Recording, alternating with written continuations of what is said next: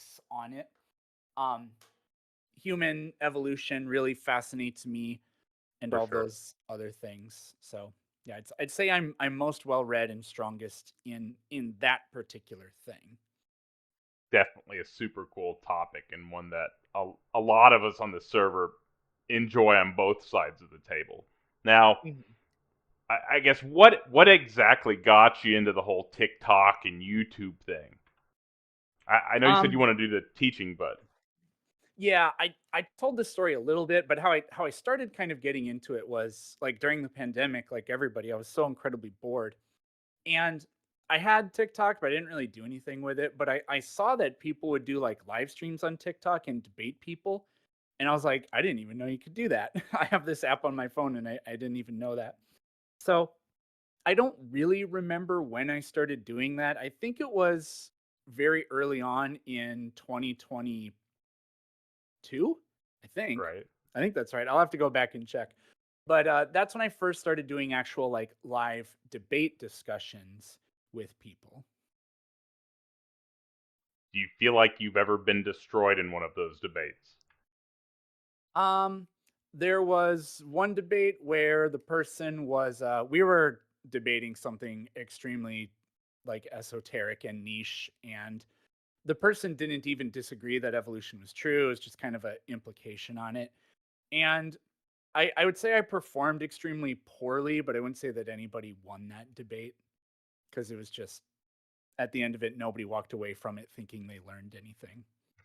Right. That's how a lot of debates go, right? It's more for the Yeah. audience than yourself or them, you know. Yeah. Now, do you have any goals with any of this? Um, yeah, I get asked a lot, like, why do you do this when you know that you're not going to change anybody's mind? And that's not really true. The person I'm talking to, I'm sure they're probably set in their ways, and there's probably not much that you can do with that. Although I have changed people's perspectives and the way they think about things before. I know that for a fact. But the audience, it's entertaining. I've always just kind of been like a class clown, not take myself too seriously, do a lot of shit talking and stuff like that sort of personality. So it's entertaining, but people do learn a lot of stuff. I've had people direct message me saying that I'm the reason they started studying science in college, or I aided them in their deconstruction, or I help them buy books or my recommendations for books. They pick up on those to further their education. I, Me personally, like there's journeys I've been through where I've learned tons of things, uh, it's the online sort of debate-overse is what got me sort of engaged with that. That's more along the lines of my deconstruction from religion. But if people who are on the fence or just aren't sure about science learn some science while having a little bit of a laugh, then awesome. I'm with you. And you said deconstruction from religion. Were you a Christian prior to all this? Yeah, I was Catholic. I gotcha.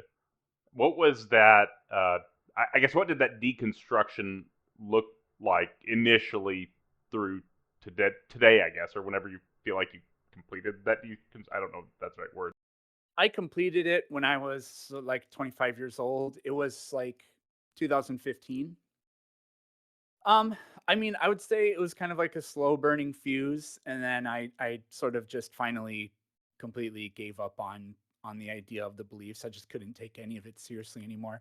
But I mean, when I was a kid, I remember learning about Noah's Ark and thinking like, well, that obviously didn't happen. That's the dumbest thing I've ever heard.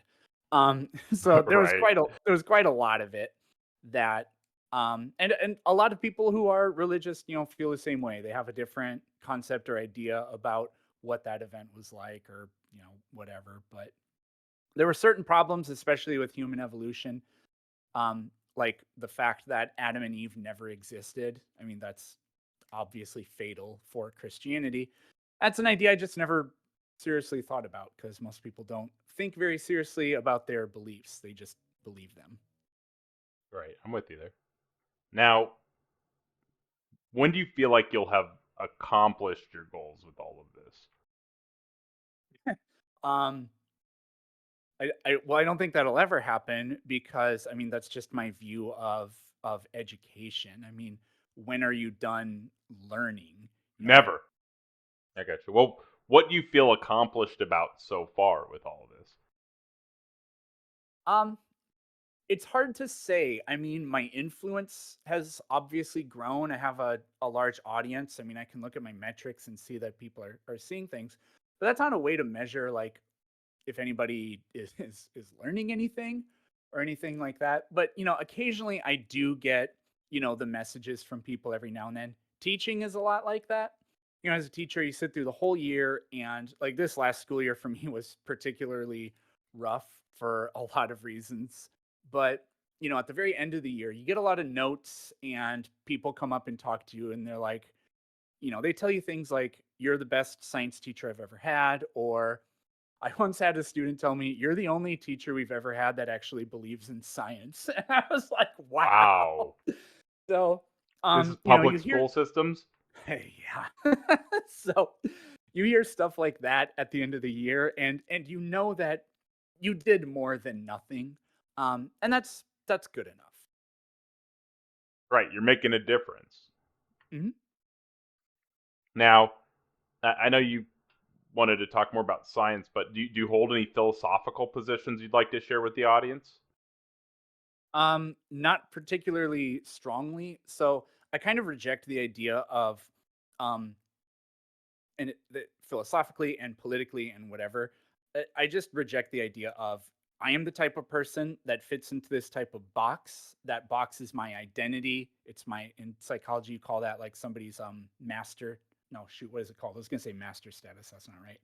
Um, oh man, shame on me. I can't remember. I think it's master something, but it's like your primary identity. Most people that are parents say that that's what they are, and I just kind of don't agree with that. I just think it's very stupid because you get into these things where it's like, well, if you are like, for example, like pro-choice or whatever, it means that you believe right up until 5 seconds before birth you should be able to have an abortion or whatever.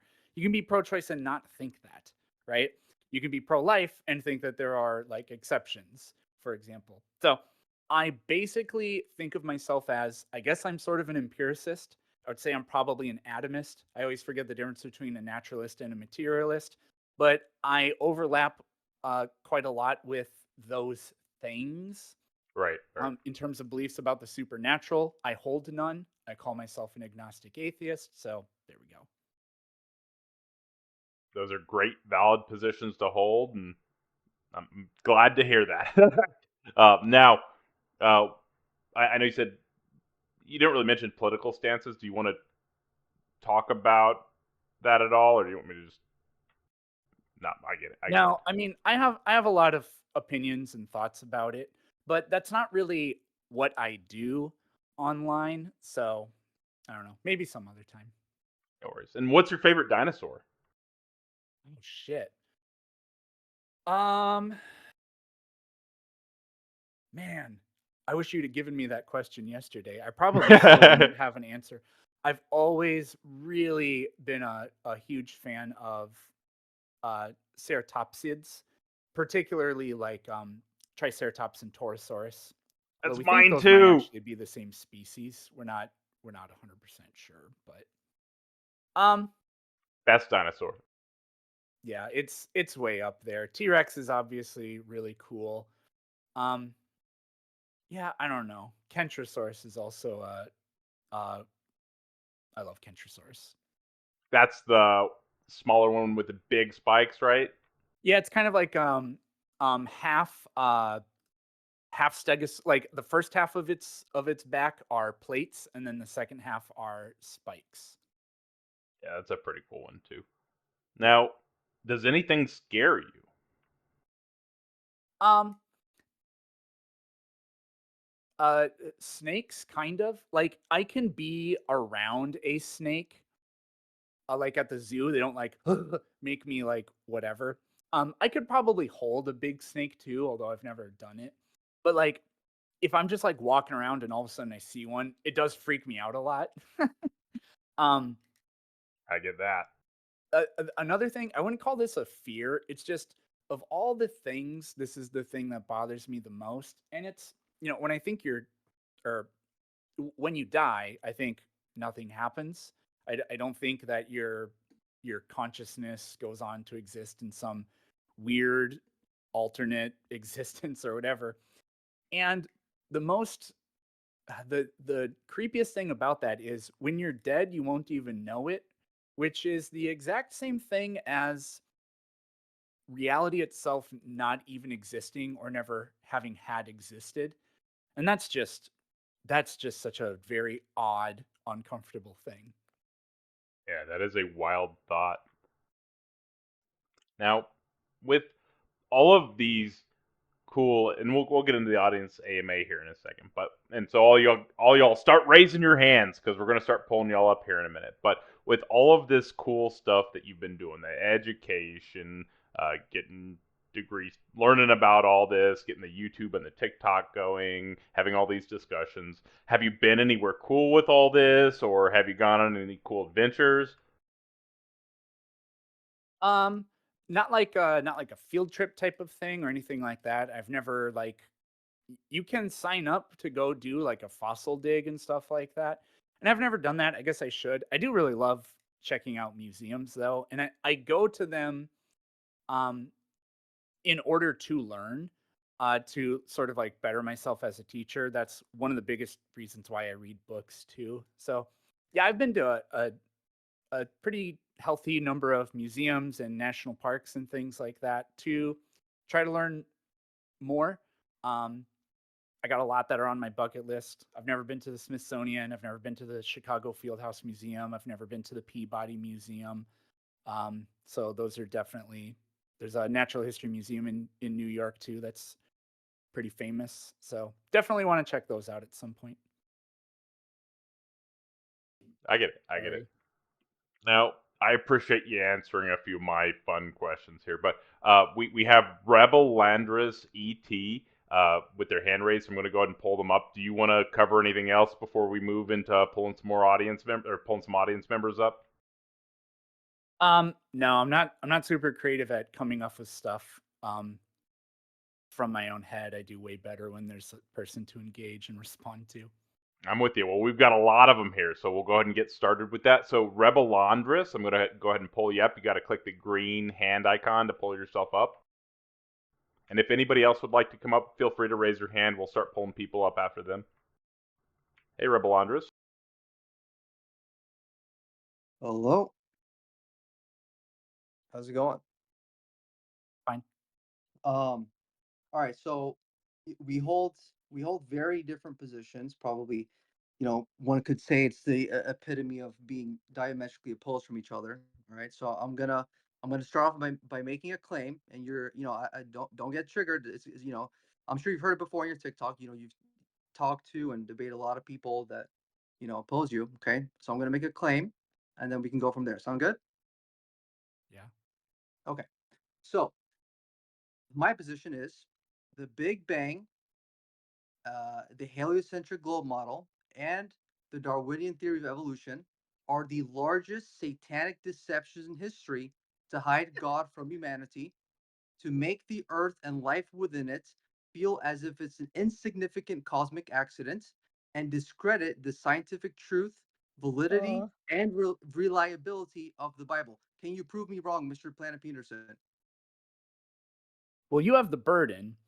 But that was just like literally nothing but an appeal to emotion, and you asserting kind of sounds like in the first place that your beliefs are true and good, and anything that is not of my beliefs is bad. And it's not surprising to hear that kind of thing because, as St. Paul writes, there is nothing that is not of God that is not of the devil.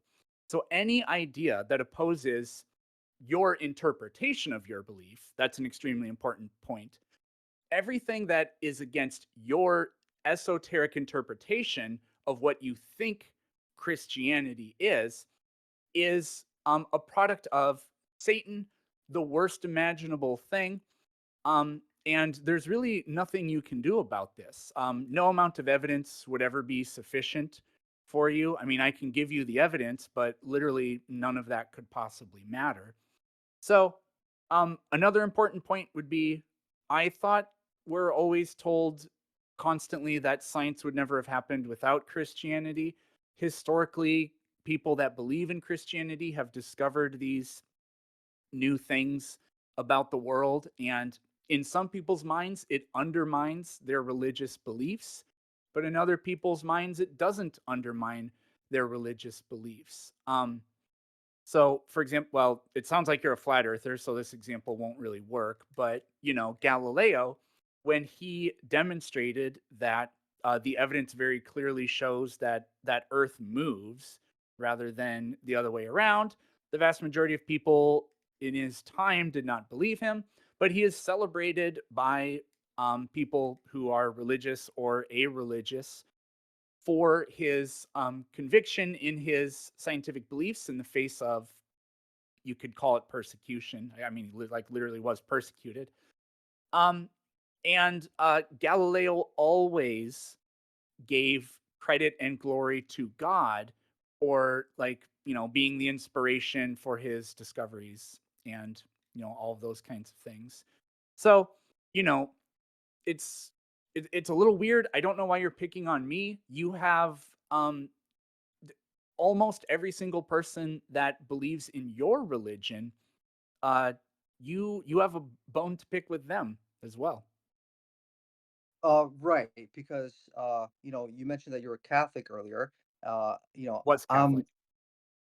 right. Yeah. So, from what I've seen, not all of Christianity, despite it being an umbrella term, it is not fair to group everyone who says they believe in Jesus Christ or even follow him, do in fact hold the same doctrine. I'm of the position that the Roman Catholic Church and the Vatican and some other denominations are blasphemous and heretical. And I've seen historical evidence that suggests the Catholic Church, of which of course I believe you would acknowledge, through people like Galileo and Nicholas Copernicus, are in fact credited with the sort of the propagation of the heliocentric model, which of course diametrically opposes the cosmology as very clearly described in the Bible, which is that of a flat Earth, geocentric Earth enclosed inside of a solid dome, which the Bible calls a firmament. Okay, so if a Christian, That's your interpretation of what it says.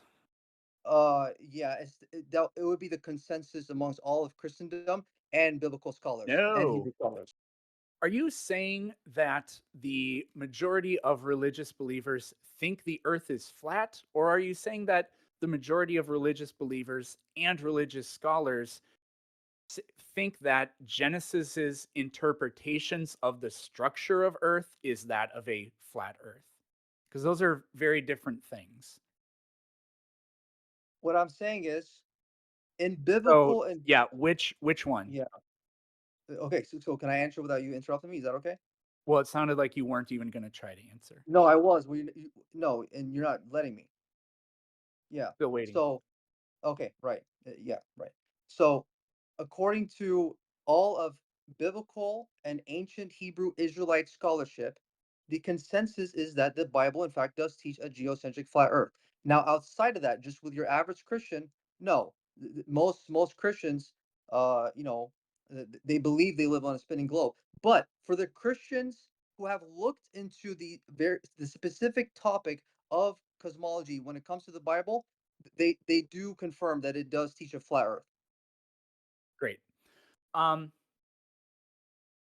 So that's different than the idea that people actually, well, okay. So do you have like some biblical verses that you want to point to support this? I mean, I know of verses that say, like, for example, the world rests on pillars. No, well, actually, let me ask a completely different question. That's actually not a great question. Do you think that there is metaphorical language used in the Bible? Yeah, the Bible uses all sorts of literary devices. Why do you think that instances where it says that there is a real actual firmament, that the earth really does rest on pillars, that the earth actually, it doesn't ever say anywhere that earth is a flat disk. It calls it a circle, at times. There are some other verses, like, for example, when Satan shows Jesus all the kingdoms of earth, the argument goes that's only possible on a flat earth because on a globe, Jesus wouldn't be able to see the opposite of the planet, etc.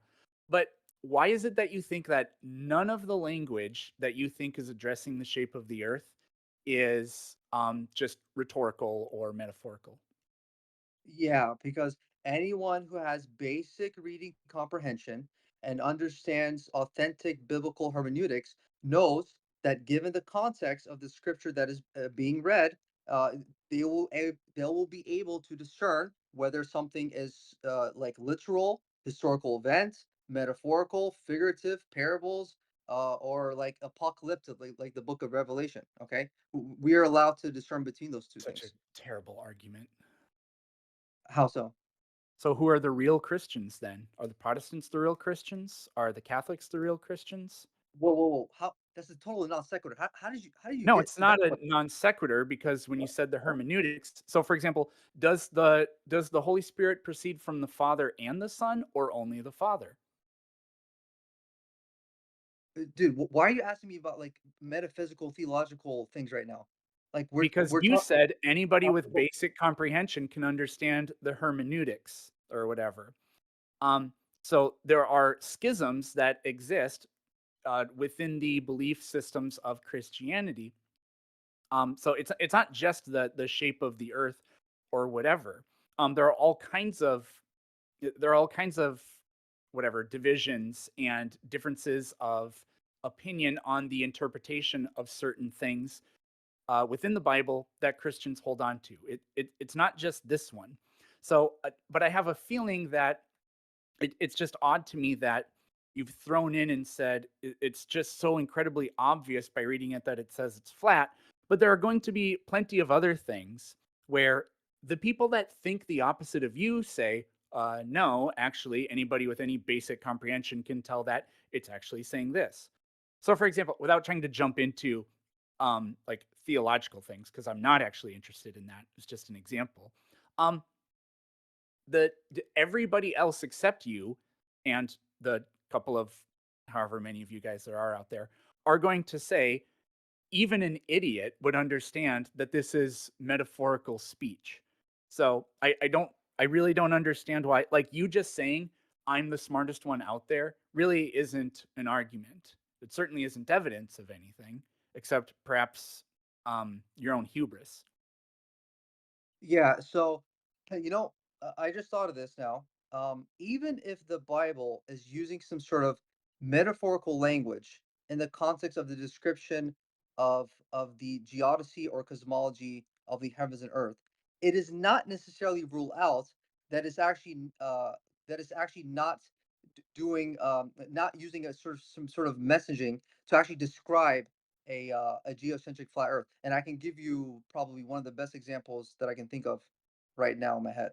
Okay, all right, because you asked me for some verses earlier. Look, I'm not going to sit here and Bible thump you. Okay, this is just one verse. Like here, for example, if I had to, if I was stuck in an elevator, like the whole idea about like an elevator pitch, right? If I was stuck in an elevator with somebody and I only had 2 minutes, and I made the claim that the Bible teaches a flat Earth, and I had a very short limited amount of time in order to prove that from the Bible. This is probably the one verse I would go to try to prove it. Now, of course, I believe the Bible describes the flat Earth from Genesis to Revelation with the 66 book canon alone. But I believe the Bible's many more books like that. Many more books, probably like upwards to over 80. Okay, like the Ethiopians have had for the past 1,500 years. But anyway, so that Oh, one verse would okay. the one verse would be Isaiah chapter 40, verse 22. Okay, so I'm going to show you here. Yeah, you can go ahead and read along with me. That's perfectly fine. In fact, Thanks for your permission. I would encourage you to do so. Yeah. So here. Let me preface it by saying here, Mr. Peterson, I'm going to Did you say demonstrate verse to you 20? uh, Isaiah chapter 40, verse Yeah, Isaiah 22. 40, 22. Yes, sir. Yeah. So I'm going to preface it by saying I'm going to be able to demonstrate to you here, Mr. Peterson, that despite the prophet Isaiah using metaphorical language, it is for the very purpose of describing something in reality. Okay? So here we go. Isaiah 40:22 says, "It is he, meaning God, who sits above the circle of the earth, and its inhabitants are like grasshoppers, who stretches out the heavens like a curtain and spreads them out like a tent to dwell in." Okay, but my original point was for bringing this up is that it is describing the circular nature of the flat earth. Okay? A globe is circular in nature. Uh-huh, right. But too Yeah, bad there's there we go. no of a flying globe through infinite vacuum of space anywhere to be found in the Bible. It, We it have also nothing.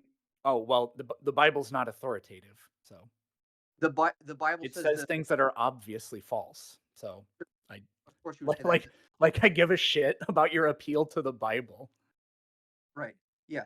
I mean, dude, as an atheist, here's what I don't get. As an atheist, you should actually be like just completely fine with the Bible describing a flat Earth, because according to you, No, the because Bible. I'm intellectually honest. I I would not use a cheap rhetorical trick like that to try to understand. debunk Christianity because I actually don't care whether or not Christianity is true. That has no bearing on the shape of the earth. And your bizarro interpretation of what the scripture means is not the authoritative, or like you are not the authority of what the scripture means. So, nice try. Peterson, Peterson, was the Bible written by scientifically illiterate goat herders? I don't think all that many of them were goat herders, but they were obviously scientifically illiterate. Oh, okay. So if they describe the Earth as being flat, then that would make them scientifically illiterate, right? It wouldn't need to be that. There's all kinds of dumb stuff in that book. Right. But if the prophets of the Bible are describing a geocentric flat Earth, then according to you, that would make them in fact scientifically illiterate, correct? Yes, it would, but as I explained 2 seconds ago, I would not use a cheap trick like that to try to. That's called poisoning the well. So I don't do that. So like I take your point, but I don't know if you're like trying to see some of you in me, but I'm not like you. I don't do that. I make fun of people, but I don't do that. Right. I mean, and earlier when you brought up the firmament, yeah, I mean, you know, even if you're making an honest, yeah, I'm glad you said you're intellectually honest. If you're making an honest internal critique, I mean, God literally created, the sun, moon, and stars, the earth, the animals on the land, the sea creatures in the oceans, and all the plants and the vegetation and the humans. So, according to the creation account of Genesis, the internal critique is that God literally created all these things, of course, because everything that's stated Yeah. in How do the you know it's literal? dude, hold on. In the Genesis account of creation, everything that God says He created, we can observe today. We have God said, "Let there be animals, beasts of the land." We see us today. He said, "Let the sea bring forth creatures after this kind." We see fish and whales and stuff in the sea. Okay, so all these things we can reasonably say are literal, but somehow No, you you actually can't say that. You can declare it. You can argue from the first instance that everything in my book is true and I know it because I believe it. Or you'll point to like one of the Psalms that says his word is true and everything abides, whatever, whatever. Yeah, you could make a circular argument. You could beg the question, but no, you don't know that it's literally true. dude. Plus, Okay, there's all kinds of problems with reading into that because it says, "Let us make God in, or let us make man in our image."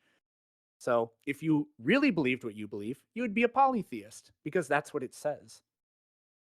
yeah, that would be explained by the Trinity, the triune nature of God. Okay, but like you No, said, because in the Bible, God repeatedly mentions that other um, gods exist. Anybody can make the counter argument. And the problem is there's no verification for any of this. You just have to assert that you believe the actual truth because it's what you believe. So, anyways, I think we've probably this is fascinating, but we've spent 30 minutes on this. I think we probably need to move on because other people want to talk. Yeah, but good to see you guys. Good to see you, Planet Peterson, and Taco and everybody. So I guess last time we spoke, you affirmed that you're a naturalist and that all that is physical is basically everything is physical. So do you still hold to that? Who are you talking to? You, No, Peterson. Spanky reveals everything. Uh-huh. You have a horrible memory if you think that, because I never said that. So like, you have bad memory, or did you just did you tell a lie to begin with to like serve as like the first move in your scripted like argument, or do you have a bad memory, or what? Well, maybe I'm mistaken. So are you a physicalist? Do you affirm that all is actual is physical, or would you reject that? No idea. No Sounds like it idea. would be true. Sounds well. Yeah, if you could demonstrate any evidence of any non-physical causality, then that would be fantastic. All right. So And keep in non-physical. mind that an argument is not evidence. Uh-huh. All right. So non-physical causality. Uh, so I mean, do you believe you have a soul? So, what evidence of non-physical causality do you have? Non-physical causality. I guess like laws of logic. So, what I said was non-physical causality. The state of affairs within our universe changing in some way due to something non-physical. Like would causality itself be physical? Obviously. So, do you have any evidence of anything non-physical, or of any kind of non-physical causality? Now, you said you wanted to move on. Is that because you can't think of an example? Non-physical causality. I mean, like when it comes to causality, it cannot be demonstrated empirically, right? David Hume addresses this. So, empiricism is a theory of knowledge where you say the way to know things is through the senses, see, feel, taste, touch, and smell. Um, and so since That would include uh, your thoughts as well. in, well, that would be going more towards maybe like rationalism or something. No. Uh, Thoughts but are produced by brains. It's completely empirical. sure. Or But it's physical, it's derived through your senses. That's what I mean by yeah. empirical in that case. Yeah, but basically, so David Hume held that since we couldn't directly observe causality, we couldn't know that it's actual. And so, like, if you can think of it like this, so let's say like you wake up in the morning and you say, oh well, I know why my eggs are frying. It's because my alarm went off, right? So your alarm went off, and then your eggs started frying, right? There's event A and then event B. But just because there's a sequence of events doesn't necessarily show that there's a causal link between these two events. And so conceivably, there could be a whole string of uh, happy coincidences that lead to an illusion of causality when in actuality it was not directly causally linked in the first place. That. So, there. Fun. Now, Catholic traditionalist, welcome, man. Hello. So Zip Zop, and Spanky, is that it? So which one is the god? Your god? I thought You're so like painfully loud. Oh, I'm sorry. Let me get a little further away from the mic. Is this better? Not it's getting there. Okay. Okay. Okay. Let me do that. Go ahead, Catholic, just talk. Yeah. Okay. How's this? Is this better? It's pretty good. Thank you. So, Zip Zop or Spanky, which one is it? I don't know, Hold whatever on. I Now I feel in can't the hear you. Hold on. No, that wasn't it. it's going well. Okay. Well, in any case, I'll just get further away from the mic. Okay. So which is your god, Spanky or the other thing? Hippo in your Zip butt? Zop What was it? depends on. No, Spanky is the hippo. Or maybe it's Zip Zop, whatever mood I'm in for. Oh, okay. So you just your fantasies. Okay. So why should we believe that these God or gods are true? They are the truth, and they revealed to me that they are the truth, and every single prophecy of the Spanky Bible has come true. And I Oh, know the this Spanky because it's been Bible. revealed to Where me. can we see the Spanky Bible? Where can I see the Spanky Bible? And the It rest is of us. available online. I'm not sure where my copy of it went because I moved, and I don't know where I placed it, but Oh, okay. Well, then we have no reason to believe you then. well, it was revealed to me that it's the truth, and it's actually been revealed to everybody, but wicked people like you just actively deny it. Well, no, it hasn't been revealed to us because if it Yes, it was, has. you'd be able to present evidence that it has, but you're not able to do so. You said that it's online. No, Well, I have okay, the where is it Spanky online? Bible. Every prophecy in the Spanky Bible has come true, and I just presuppose that it is true, and it was revealed to me that it's true. Yeah, but And that's just a God is claim. the We have most no reason to powerful. believe your claim. Yes, exactly. Same Right. same But for you. whereas with the That's the Christian point. God, we have evidence to back up that he revealed himself to all of mankind, whereas you have nothing. I don't actually think you do. Yes, we do. We have divine revelation, we have natural revelation, and we have general revelation. So when I said that it was revealed to me that this is true, that just went over your head? Or did you purposely not register that because you're like, "Oh fuck, that's what we say." No, did you hear what I just said? I said that you have a claim that has been revealed to you. But how do we know that that claim is true? Because in order to know that it's Exactly. true, it would have to be revealed to us as well. And you don't Yeah, have it any is. evidence that it's been revealed to us. Whereas with the Christian Yes, God, it has been revealed to us. no, you don't have evidence of that because Yes, I we do. We have reject the that your Bible. God has been revealed to us. So there we go. Plus, the real God, which is my God, revealed to me that all that stuff was fake. Okay, so present evidence that your supposed God is real. We I have no just basis did. to believe you're a God. I just did. It's been revealed to everybody, including you. Okay, prove it. The fact that you're denying it just Prove it. further proves See, that my we can worldview prove is it with true. Christianity, but you can't prove it with No, you regards to your literally spanky can't. God. No, you Yes, can't. yes, we can. We can with the Bible. I have a Spanky Bible, and the Spanky Bible is No, true, and I that's know just that a because it claim. says it's true. That's just a The claim. You're not Bible is showing just us a the spanky claim. Bible. Well, no, it's not just a claim because with regards Yes, to it the is. Bible, well, hold on, let me explain why. Because with regards to the Bible, we have many prophecies in the Bible that came true, and not only All that, of but my with regards prophecies to have the come true. but This that's is just a one of the claim. You prophecies. have no evidence of that. But with regards to the Yes, I Bible, we do. have actual prophecies that came true.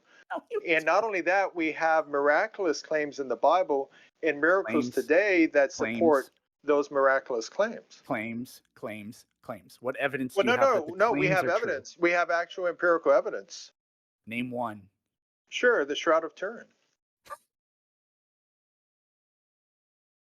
Yes, the Renaissance hoax. Okay, what's your next one? Okay, so now you just claimed that it's a hoax. So let me ask you a Yes, it's question. been In dated regards, okay, using which objective date? methods. It's been dated to the Renaissance Okay, era. when was this dating done? Was it the 1988 carbon dating test you're referring to?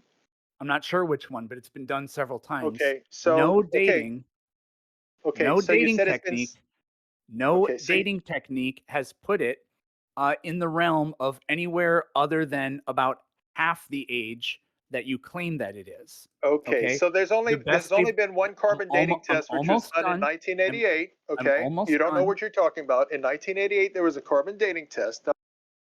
So yeah, I'm not done yet. Um, the only thing that they've been able to do is find some pollen on it and say that the pollen is consistent geographically with the, where the shroud would have been made or come from or whatever. Okay, so that was the last thing I needed to Okay, say. so you don't know what you're talking about, and you're giving your audience false information. So the thing is, in Literally not. 1988, there was a carbon dating test that was done on 3 samples, and was taken from the left-hand corner of the shroud. And what they determined was that based on that carbon dating test, it dated the shroud back to around 1250 something AD. However, since then, scientists have discovered that those particular samples have carbon fibers within them that the rest of the shroud doesn't have.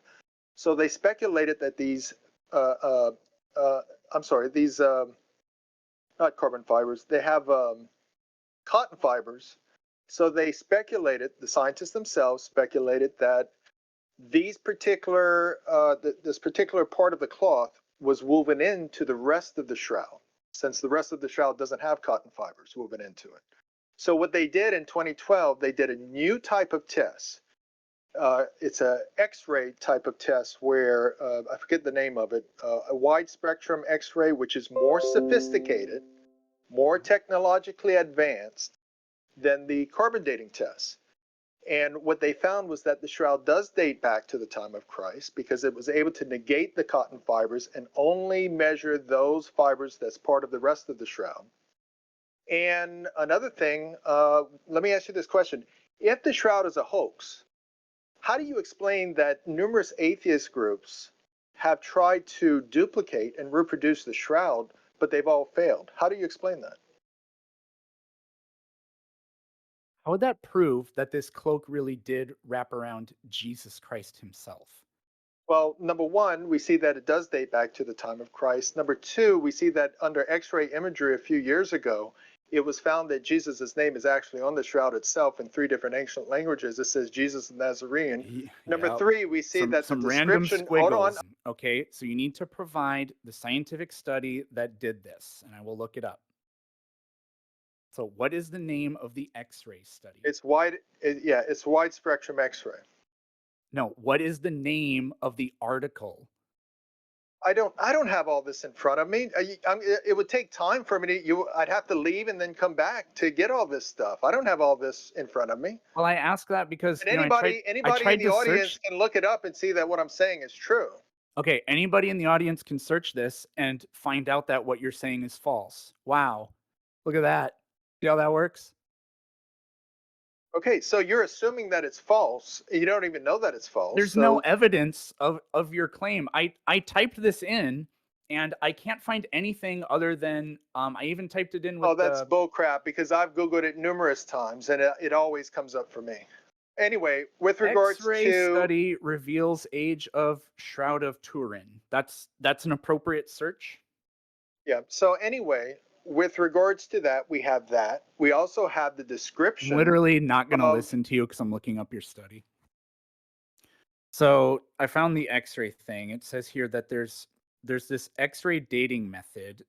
I'll just read it word for word.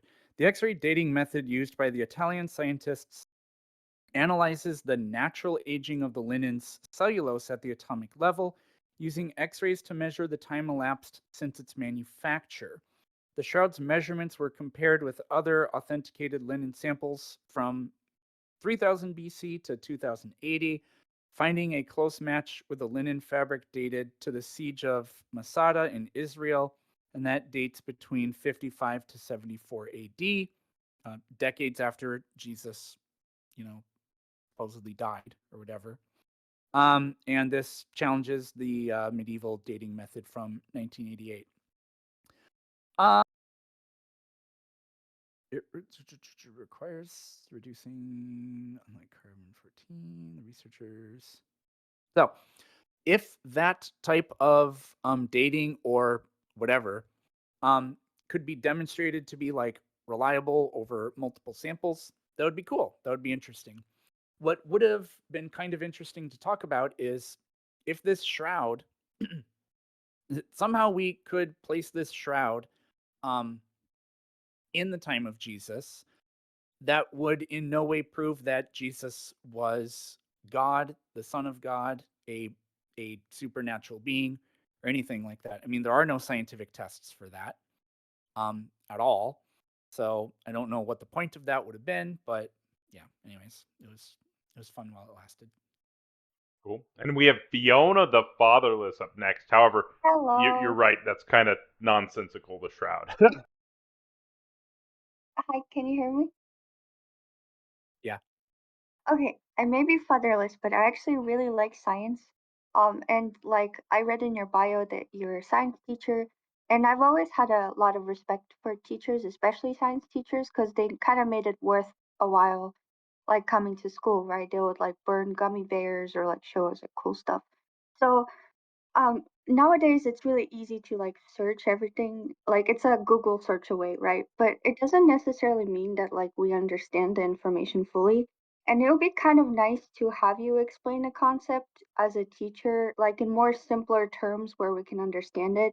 It's a bit niche, but I've been getting a lot of articles about the most random thing, and I Googled it and Googled it. I still don't understand the importance, but I keep getting articles about cicadas and how they're erupting. And I'm like, what are cicadas? Why are they erupting? Why is everybody making a big deal? Like I see like 2, 3 Oh yeah. articles a day.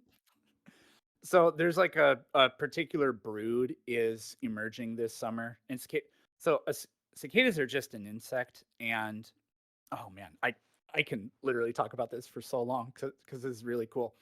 Um, so they are just an insect. So um, I'm going to talk about something slightly different, but it's related to cicadas, I promise. So I'm writing a book right now called Facts That Aren't True.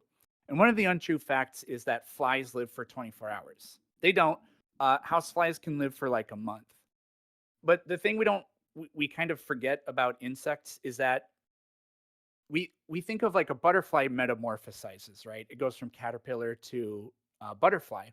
But actually, pretty much all insects undergo some sort of transformation because they start off as a larva, and the larva is nothing like the adult. So, like for flies, they start off as a maggot, right? Or a pupa, then a maggot, or whatever it is, and then eventually they become the fly.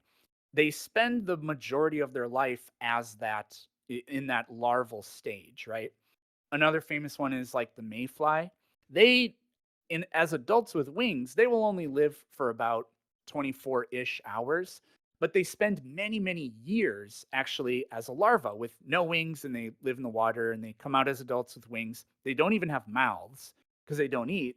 Because the only point of being an adult with wings is to fly around, find a mate, reproduce, and then lay eggs. The cycle starts over again. Cicadas take that to the extreme. Cicadas latch onto tree roots under the ground, and they drink this stuff called xylem. And xylem is pretty much just water.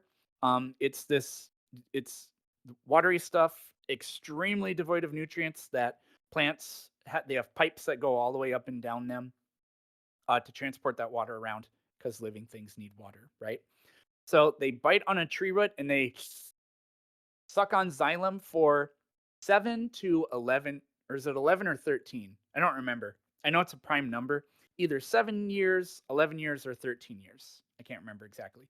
They spend that long just sucking on that stuff because it's so nutrient poor, and then they come out of the ground. Now, that prime number thing with the like incubation period or whatever we want to call that, that's really important because a cool thing about prime numbers is neighboring prime numbers do not have a close least common multiple. So, well, typically they don't. Like 2 and 3, their least common multiple is 6. That's pretty close, right? But for 7 and 11, or like I said, it's either that or 11 or 13. I don't remember. I think it's 11 and 13 actually, because the least common multiple between them is hundreds of years, whatever 11 times 13 is, right? So that's really important because it makes it so that these organisms can exist in the same ecosystem, but not compete with each other. Um, because, like for example, let's say like a tree, there are birds that live in the very top in the canopy. But there are other birds that live on the bottom low branches, and then there are still other birds that peck holes in the tree and live inside of it. So they can all live in the same place, but they're not competing, or like they're all living in the same tree, but they're not competing, so they can coexist. With cicadas, you can look up maps of the broods or whatever. They overlap, but it's not a problem because they don't compete for resources because of that prime number incubation period or whatever. They come out of the ground at odds are it will not be on a year that overlaps. It only happens every many, many, many, many decades, whatever it is. So that's basically a strategy that has been wired into them through evolution. And it's a really excellent example of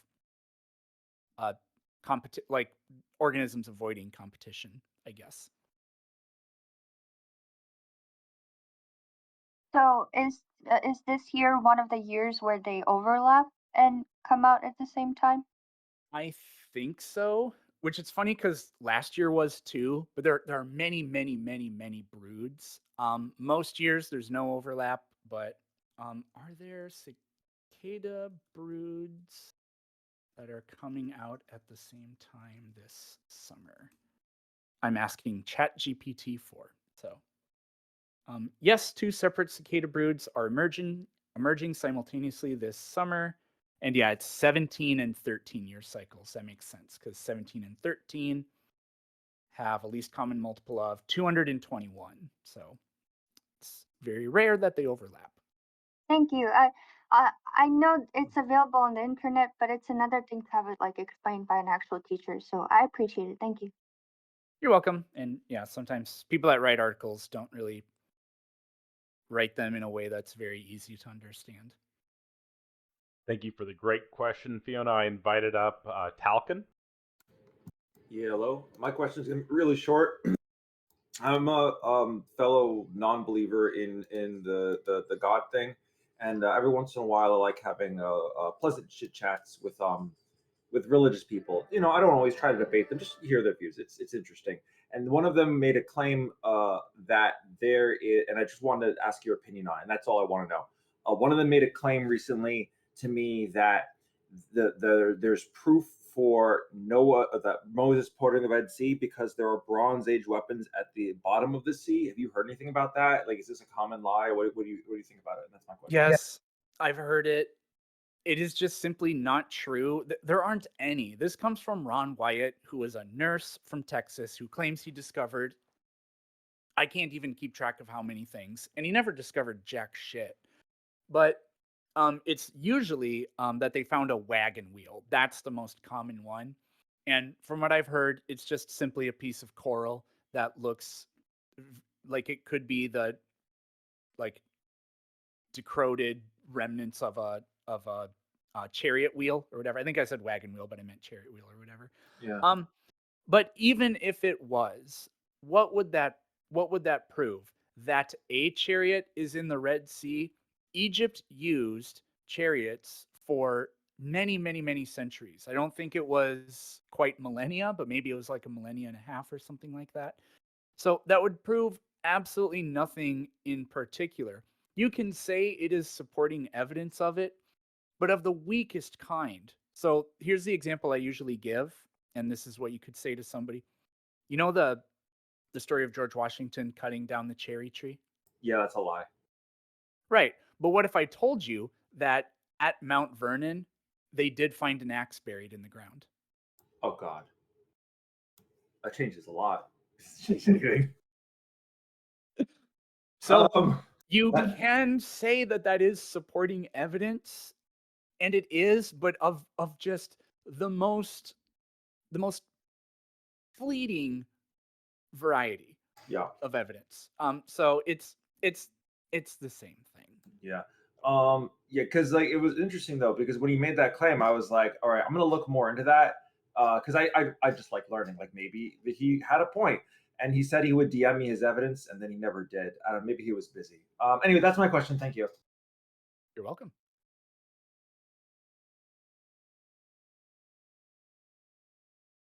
Perfect. I'm pulling up Abe next. He's had his hand up for a while and been very patient. Hello, can you hear me okay? Yeah. Okay, great. So you talked a while ago about evidence of non-physical causality. Did I remember that correctly? Yeah, I asked for somebody to produce some and they couldn't think of a single thing. Okay. I was hoping to get into that a little bit. It's just some half-baked ideas I had, and I'm hoping you can straighten out a little bit. But you mentioned something, and maybe I'm misinterpreting it. You said that there's a difference between, like, you'd accept evidence, but you wouldn't accept an argument. Can you explain what you mean by that? Oh, I said an argument isn't evidence. That's what I said. Can you explain what that means? I'm not sure I'm familiar with that. I mean, if you want, so like say we were in the court of law and one person produces just simply arguments like, I don't know, they're trying to accuse somebody of something, and one team just simply says nothing other than, well, he's the kind of person that would do blank, or whatever. Rumors would technically be evidence, I guess. So that's kind of that's an argument that kind of is evidence in a sense. Um, but like, I don't think anybody really accepts the idea that a logical argument actually proves something, because you can have an argument that is fleshed out and valid, like a deductive argument or whatever, but that doesn't prove that your argument is true, because we don't know if it's sound, because what if the premises are false? And I've never met anybody that's ever successfully explained to me that um, you can prove that premises are valid just with arguments. The only exception in tacos, and I kind of talked about this a little bit, would be like arguments about things like if something is true by definition. But those are just concepts that exist in our brains. Nobody would call those like real things in the sense that uh, protons really exist. Sure. Okay. So you're saying that an argument wouldn't be acceptable to prove the existence or the reality or non-reality or whatever of something, because it's just I guess just making suppositions and then basing from those suppositions coming to the conclusion that it exists or does not exist. No, it's just a claim. The only thing you can do is like claim like by definition that's like what it is or whatever. To me, that's like what things like the transcendental or whatever argument for God are. Like, well, God is defined as the maximally greatest possible thing. The maximally greatest possible thing would have to exist because that's better than not existing, therefore it exists. I mean, you've just defined something into existence, and nobody accepts that for literally anything else. So I just find it weird when people do that. So sometimes I front load an argument doesn't prove anything when I think that that's the direction somebody is going to go in. Sure. Okay. Well, I appreciate us getting that out of the way right away, because if this gets into argument territory, maybe we can hash that out a little bit more. But I'm hoping to provide you evidence, I guess you could say, of non-physical causality. So I guess I would start with, like, would you agree that things in the world actually change? Well, yeah, Okay. Well, unless that's just, some of these are unless going to be super dumb, but sorry. no, please go. I just want to say that some of these are going to be super dumb, but I just want to make sure, like, we're in clear agreement on some of them. Yeah, I mean the universe. And would you agree that, like, for something to change, all it is like a potential being actualized? Like, in order for something to change, it has to be actualized from potency.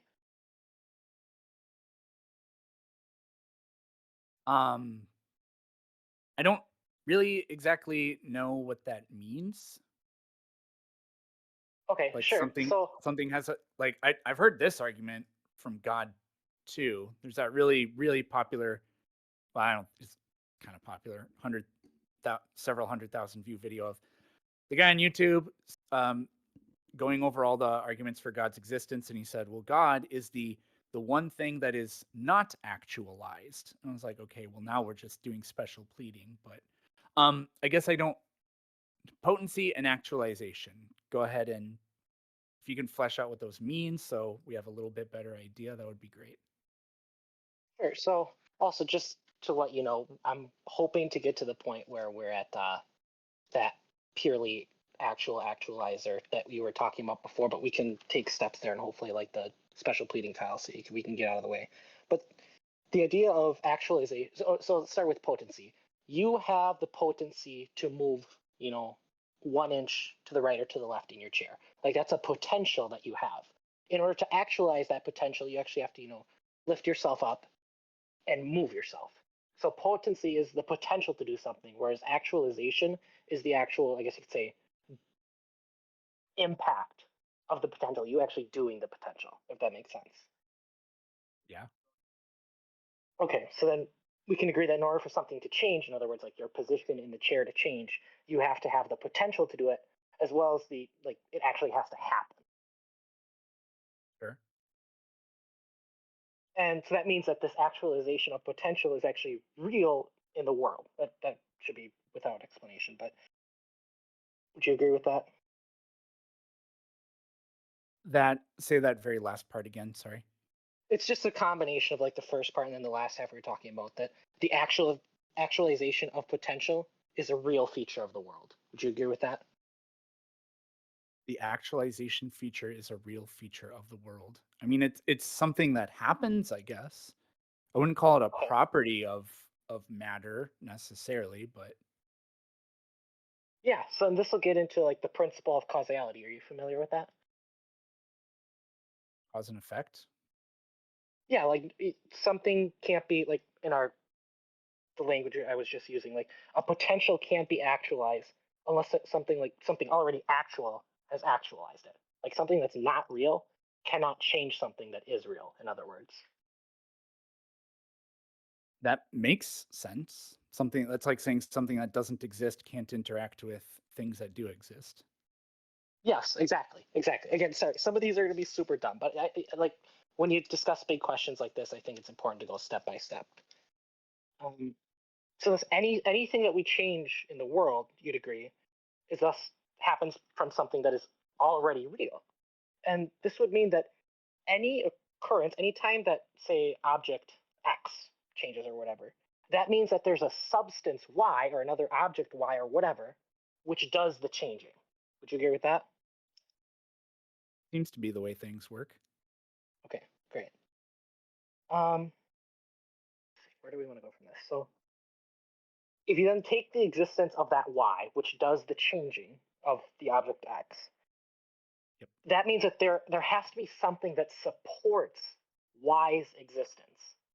In other words, like, so for your chair to exist, for example, in the position that it's in, there has to be a floor. Would you agree with that? Yeah, I feel like we're just getting to the first mover eventually. Yeah, that is where we're getting. Do you just want to skip to there? Kind of. So yeah, I went over this in I made a response video to that top 10 arguments for God or whatever, because yeah, I feel like this is special pleading because the argument goes like God is pure act. Mhm. And so when anything acts, it actualizes its potential. Is that accurate? Of course. But when God acts, which we know God acts, no potential is realized. No, well, okay, so let me clarify. So you are referring to, I believe we'd call horizontal actualization, whereas I'm referring to vertical actualization. That's just a jargon we can just disregard. But basically, it's not the argument that God creates this, which then creates this, which then creates this, but it's rather that God is the concurrent supporter of all things in the universe. So your chair can be where it is right now because of the floor, and the floor can be where it is right now because of the earth or because of your house or whatever. But what supports the earth? Well, eventually you get to a point where you're at God. So it's concurrent actualization and not this horizontal or vertical actualization, I should say. And that gets rid of the special pleading fallacy. Why would that get rid of the special pleading fallacy? Because so the special pleading fallacy, if I'm understanding the way you're using it, because there's a couple different ways you can use it when it comes to God. When you're referring to the special pleading fallacy, are you referring to God being able to actualize without God itself or himself or herself or whatever being actualized? Yeah, something like that. Okay, so then maybe we need to take a few extra logical steps to see. Maybe I'm skipping just way too far ahead here, because in order for anything to be actual in the universe, which we've agreed that there are, actual things in the universe, I'm sure. In order for anything to be actual in the universe, there has to be something that is supporting its potential. Sure. It has to be So I wanted to ask this earlier, and I think this is probably a better direction to go. okay. Why can't I just say that the universe is that thing? which grounds, because we would just define the universe as everything that exists. Sure, that's just applying a different name to something, though. I'm okay if we want to rechange God to universe, like with a capital U or whatever. Well, I mean, I wouldn't say. Well, I'm not making like a argument for like Spinoza's God or anything like that. I mean, I'm rejecting any God concept. It's just Okay. why do I need to assume that a supernatural, non-physical causation is even required? Why can't we just say the universe is all that exists? Because And then you're saying, sorry, go ahead. I don't want to interrupt. the only other thing I was going to add is we also don't have access to any information about cause and effect in the first like few Planck seconds of our universe, and I don't see why it would be the case that some as of yet undiscovered quirk of physics or grand unifying theory or whatever, or just simply the concept of time, which would play into our concept of cause and effect, is very, very different in those instances. So, like, we're demanding that it make good intuitive sense to us, and we exist in a very mundane sort of existence, considering what kinds of things do happen in the universe or have happened in the universe, and like the demand that all of this conform to that, I think is just a little too you, you're you're trying to put it in a like you're demanding that it makes sense, and I get the urge for that, but I don't think that that skews it just because we can imagine something that is fairly simple to explain and does well to satisfy the sort of the the itch we have, or the god-shaped hole in our Mhm. like whatever existence universe or whatever, just because we have something that's nice and digestible that fits there, I don't think that that actually gives credence to the idea of being true in any way.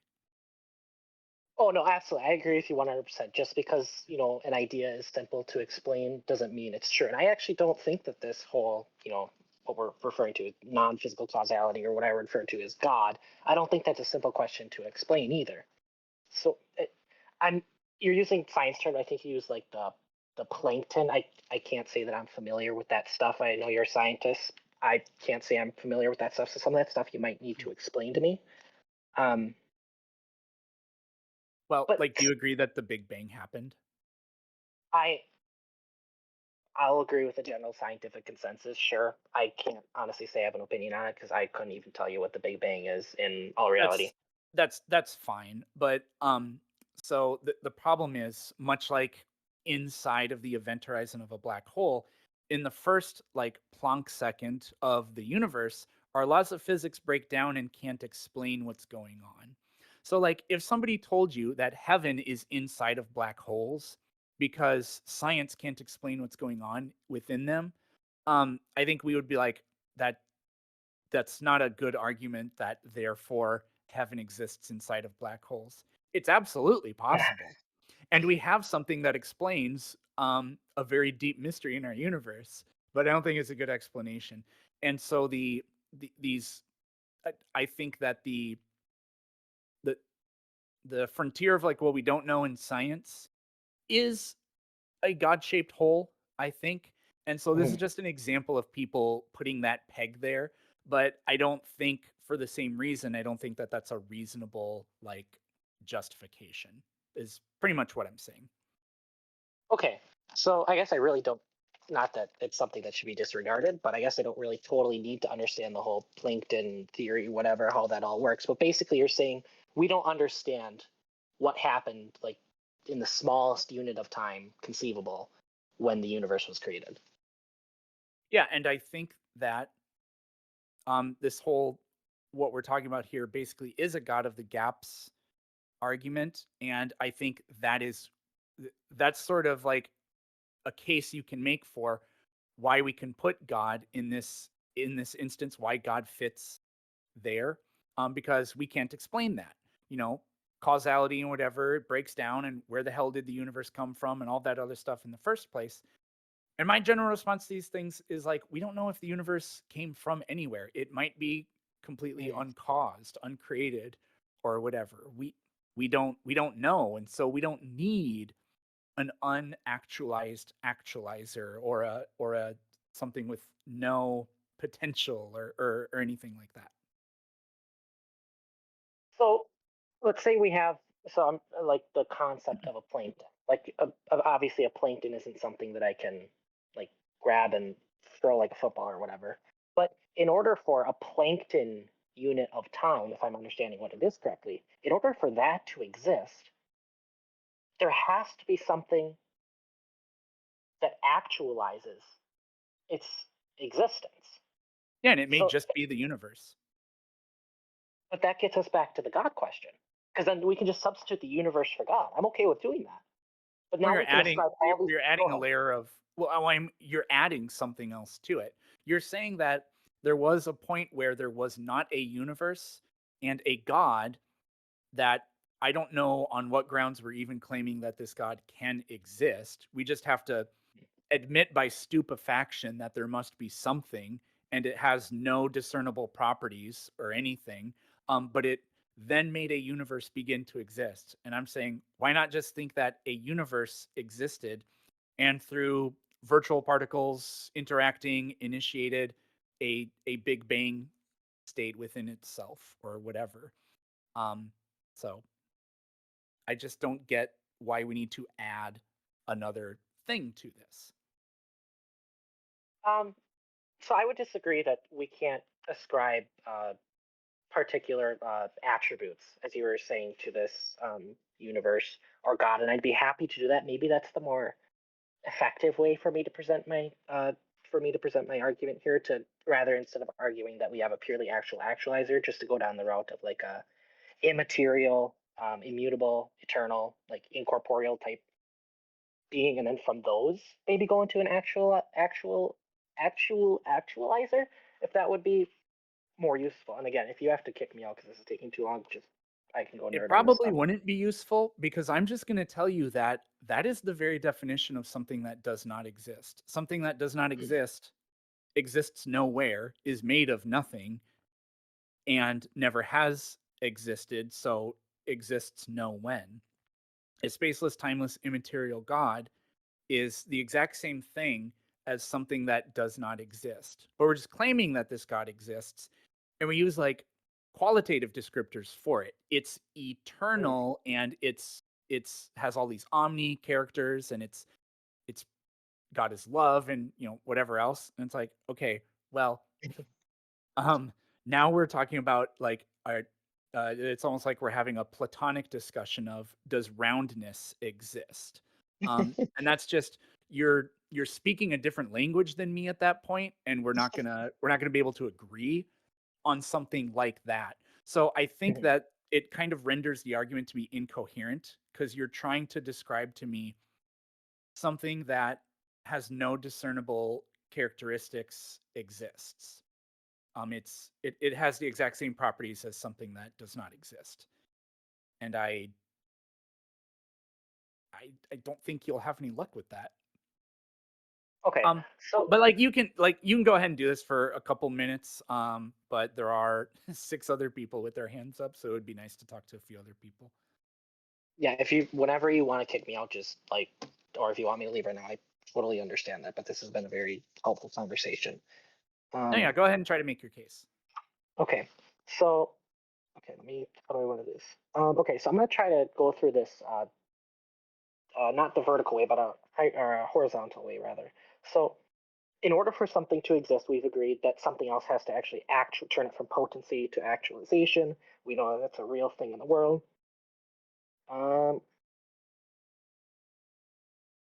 so, thus, in order for that thing which actualizes the other thing to exist, it requires something else that actualizes that thing's existence. Would you agree with that?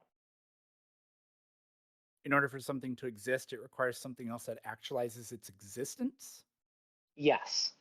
Oh, well, that's completely different than cause and effect. Um, So, like, for example, I would probably just argue that science tells us that matter and energy aren't created or destroyed, and we have no evidence of anything ever being created. Certainly, no creation ex nihilo. So I actually kind of reject the argument that in order for something to exist, it's predicated on something else causing it to come into existence. We've never seen anything come into existence.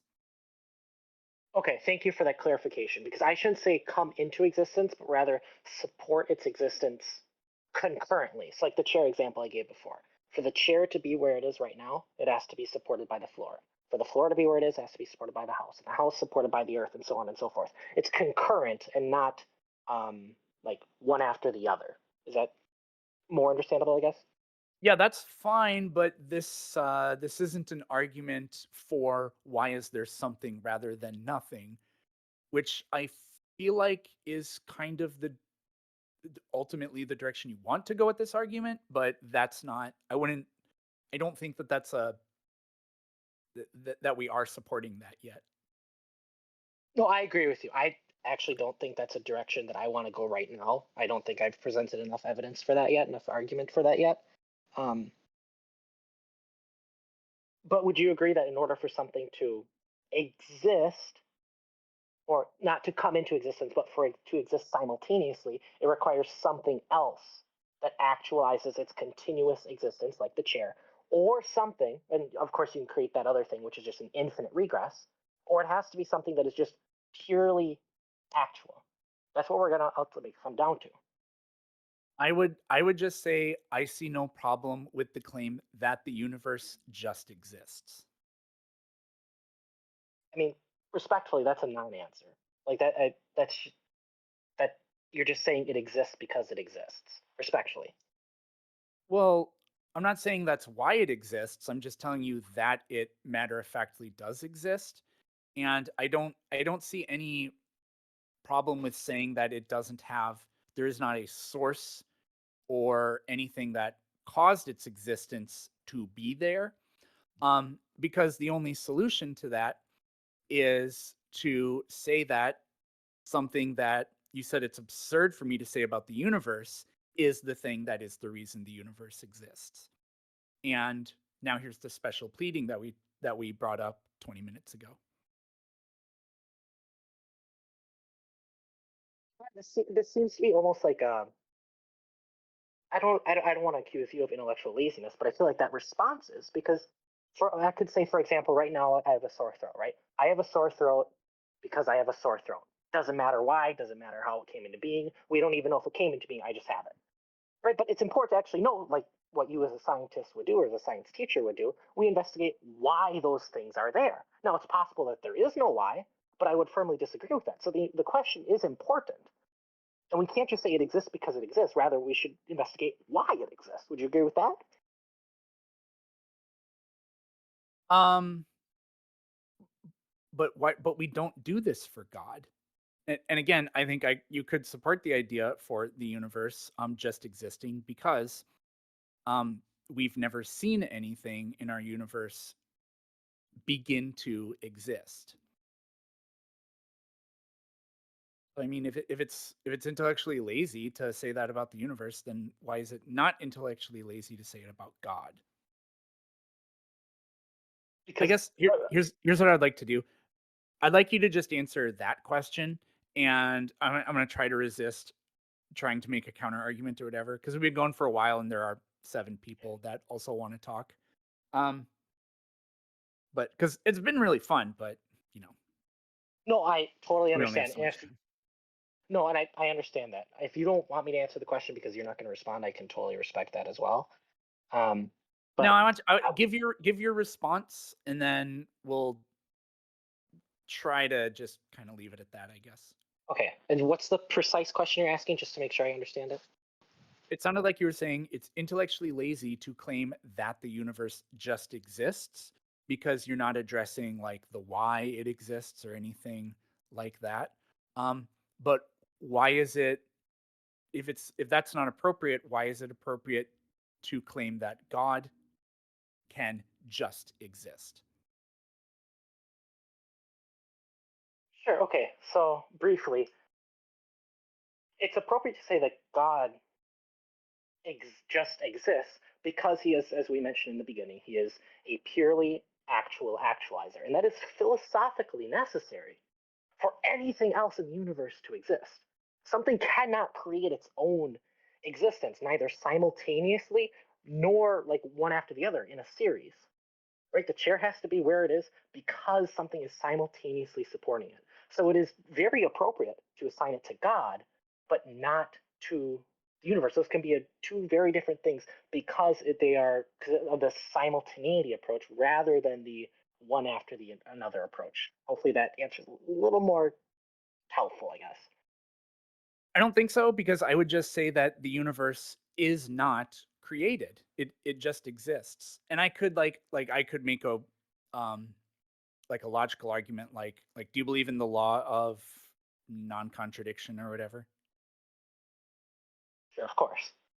So I've heard people say this before. So if the universe exists, it can't not exist, right? Of course. Yeah, so logically the universe can't not exist. So we don't need to invoke a god or anything for its existence. I mean, that just falls flat on its face because of the first supposition we've agreed to. Like, we didn't answer why. We just said the universe can't not exist. Because it's necessary. You would just say that it's necessary. Sure, okay. Yeah. And like I said, I think claiming that the God exists because it's the explanation for the universe, I think that that's remedied by just simply saying that the universe is uncreated. But anyways, people will continue arguing about this until the end of time. But it was cool. Thank you. Thank you. I appreciate it. And I don't know, we do it again sometime, probably, but have a good one. Don't go see any movies, okay? Or plays. Please don't. Thank you for coming up, Abe. Appreciate your time. We have quite a few people in queue. I've got Dogmatists Are Boring up next. Figured that was a good transition. Hello. Hold on, let me just finish up this game I was playing. How are you? Good enough. Good enough. I'm not really interested in arguing metaphysics with you. We can discuss your ethics. Not super interested in that. Okay, that's fine. I mean, I'm a science guy. I was really hoping to talk about those kinds of things. I mean, Okay. I can take your question for 5 minutes or whatever. No, we don't have to. I'm just broaching the topics, right? Because Sure. I just checked out your YouTube channel, and I think it's really interesting what you do, right? Because you have debates with precepts, and I think having a coherent understanding of science is going to be necessary for dealing with things that are so far removed from reality. Let's put it like that. Okay. And I was just more curious. I wasn't really curious for a debate. I was more curious to see your views on ethics, or what you do like to discuss, or what you find interesting about science, or what you got into it, stuff like that, right? Yeah. I mean, I don't know. Why am I interested in science? I've just always loved learning about and trying to figure out why things are the way they are. Mm-hmm. I used to. Where the heck did I put it? Oh, it's right there.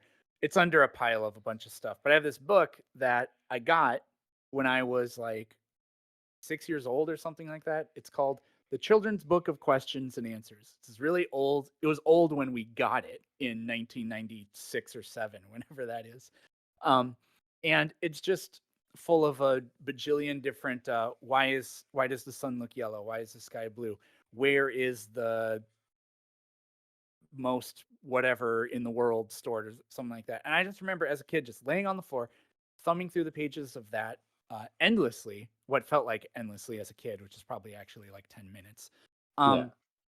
And so I don't know. I think that that's just where my that and other things is just kind of where my natural inclination toward trying to figure out why things are the way they are and how they work, and just liking to learn sort of came from. Okay. That's interesting. I looked up the book. Is it by Anthony Edison? It's illustrated. I have no Just idea.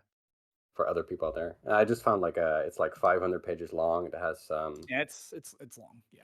it says thousands of fact with hundreds of illustrations in color. I Yeah. think that's it. That's Yeah. Mine's in black and white, but maybe they maybe they updated it. All right. But sure. Let's see. Maybe this is somewhat of an interesting question. What do you think is that most people don't understand about science, or like misuse science, right?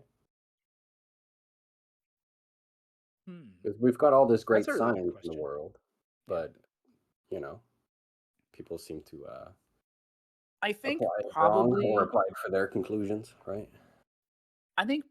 people just fundamentally cannot grasp the scope of science. And what I would sort of mean by that is when I say the scientific consensus is that Earth is billions of years old, that's not an appeal to popularity fallacy. It's not a bandwagon fallacy. It's not an appeal to authority fallacy because um like science is a process. What I'm appealing to is the rigorous method that went into discovering that. Right. The literally millions of man hours that went into it. And Yuval Noah Right. Harari, in his book, I think it's 21 Lessons for the 21st Century, says it's like the very first words of the book, I believe. He says, people don't think in equations. Uh, People think in stories, and the Yep. simpler the story, the better, or the more effective it is. Mm-hmm. And so dumb cheap narratives that you hear from every like point of view, every side of the political spectrum or whatever are talking points, cheap rhetorical tricks, things that rhyme, or whatever, are far more effective at getting people to get behind an idea or believe in an idea than just being presented with the data. Because we literally, biologically, that's literally not how we Yeah. function. We're not Um, used to dealing with brute yeah, facts and stuff like that. yeah. Whatever.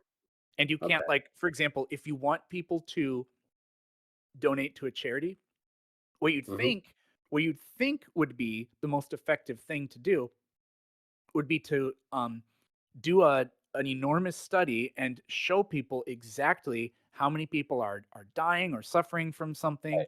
Like effective and altruism, right? and yeah, and show them exactly how just a small donation would cause whatever.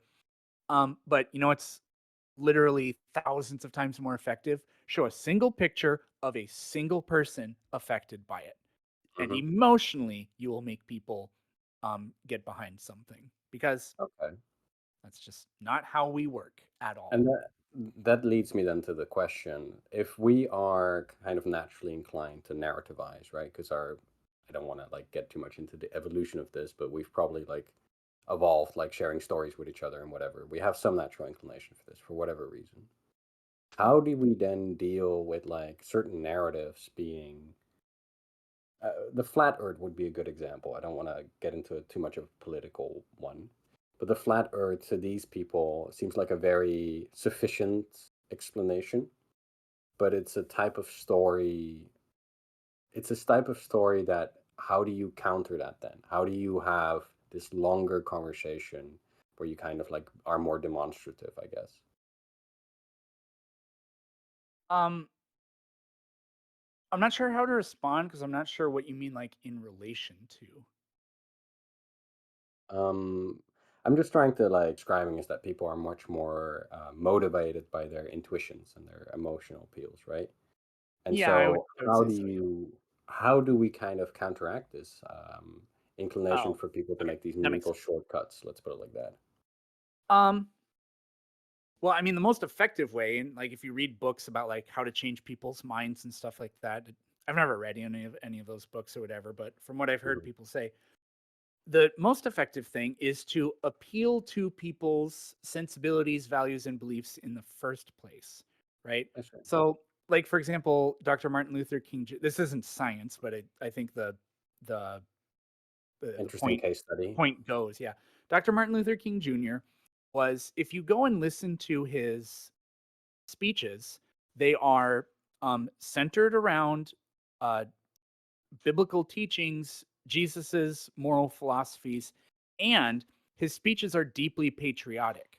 That is not Yes. at all what you hear people who are trying to enact social change today talk about. It is the only thing you hear today is, and it happens on both sides. I'm not just saying the left does this, the right obviously does this same thing too. They say the other side is an existential threat. What they believe in is bad. Um, and and kind of basically they're without reproach because we can't do anything about them. So we need to defeat them. And Yes. that does absolutely nothing. It gets it It so people will go polarizes. spend more Yeah. time on your website and so that they will see more ads and you make more money, which we know for a fact that's what these assholes are doing because they admit it. But it does nothing for actually like trying to change minds or anything like that. So like with science, I don't know how you exactly do that. That to me, I think you do it just like what a teacher would do, which is try to make education really fun. Who the hell doesn't think dinosaurs are the coolest thing ever, right? Who Yeah. does not look up at the night sky? Well, we have so much light pollution, I guess, but who does not like see pictures of the night sky or the universe or whatever and not understand the insane natural beauty that is locked within that? Try to find that and like tell somebody like, "Hey, like do you want to know how that works? Like do you want to be connected with the universe? What the hell could be more like self-affirming and powerful and cool than that?" And I mean, if that doesn't work, then Yeah, then good luck. Okay, then no, that's a really good whatever. answer. You just gotta let some people be, I guess. But All right. I had many more questions for you, like Foucault and like what you think of science as a narrative. I thought that was also interesting to get into, but I don't want to take up too much time. I see there's a lot of people in queue. So thank you very much, and have a good one. thank you. Thanks. Thank you, Dogmatists. We've got Stu Griffin up next. You wanted to talk about science. I want to talk about science. Have you heard of the nitroplast? Oh, just a little bit. Yeah, new nitrogen fixing organelle, something that probably only ever. Endosymbiotic. Yeah. It's a confirmed third endosymbiotic organelle. I, for one, I study biochemistry, so this is like the coolest thing that's happened in our field since like penicillin. So I just wanted to know what your thoughts were on it. It doesn't sound like you have many. Yeah, because I haven't read into it very much. I mean, I could sit here and wax poetically about endosymbiosis and Lynn Margulis and um, amazing her amazing insight. It was basically kind of like I don't know, it was almost like a bet that I bet this is true. And that's the true, like science has true prophetic, well, I mean, it just is prophetic. Real science that works is like that. Um, and so it just validates so much of what we now know about biology, especially with regard to evolution and whatever. But yeah, I mean, I don't know too much about the nitrogen. It's in a bacteria, Yeah, or is it in? Okay, so yeah, it's in a bacteria. So oh, it's for it's the a it's an archabact. Oh gosh, which bac? It's in the old. archaea, It's a eubacteria and an archaebacteria because we're more like the archaebacteria. well, we're more It's like a small one and a big archaea. one. Yeah. Well, bacteria and archaea are two different kingdoms, um, which is fascinating. And we think we're more closely related to the archaea than the Yeah. bacteria. But yeah, I don't know if it's in an archaea or a bacteria. But I mean, either way, it's really fascinating. And yeah, It is. there's no um yeah, I don't know. It's really fascinating. Just like for quicksies here, people don't know what we're talking about. Nitrogen fixation. Um, if you buy fertilizer, the number one like micronutrient in your fertilizer is nitrogen because it's the hardest common element for plants to get because Um, the atmosphere is 80% nitrogen, but no forms of life except special bacteria can do anything with it. You breathe it in and you breathe it right back out. It's not absorbed by any other organism and broken down because the chemical bond between the nitrogen is extremely strong. Um, but there are certain bacteria, and I don't remember what they're just called nitrogen fixing bacteria. If they have another name, I don't know it. But plants, there are some plants that have a symbiotic relationship with them. We call them legumes, like soybeans. So if you grew up in the Midwest like me, or you grew up somewhere agricultural and you've ever noticed, how come it's corn one season and then beans the next season? How come this field, or if you don't know what you're looking at, how come the plants in this field are tall one summer and then short the next summer, and then tall the next summer and then short the next summer? Um, Soybeans, peanuts, and a few other things, they have that bacteria so they can replenish the soil with nitrogen. Otherwise, you'll starve the soil of its nutrients and the plants can't grow. So, and then from here, what we talk about is Fritz Haber, who's one of the most important and monstrous people who ever lived. Fritz Haber figured out a way to tear nitrogen atoms apart from each other and make liquid ammonia out of it. And he's the reason around half the people alive today are alive. The world population has doubled 4 times since his invention. And it's just because we can grow enough food. That is the number one reason why 8 billion people live today. It's not because of medical advancements or anything like that. That helps. But he's the number one reason. That But he was was a the other half, monster. Peter. What's the other half of his legacy? He invented mustard gas. And Yeah. then he invented Zyklon, but he had nothing to do with Nazi Germany. He hated them, and they kicked him out of the country. Well, I think he fled.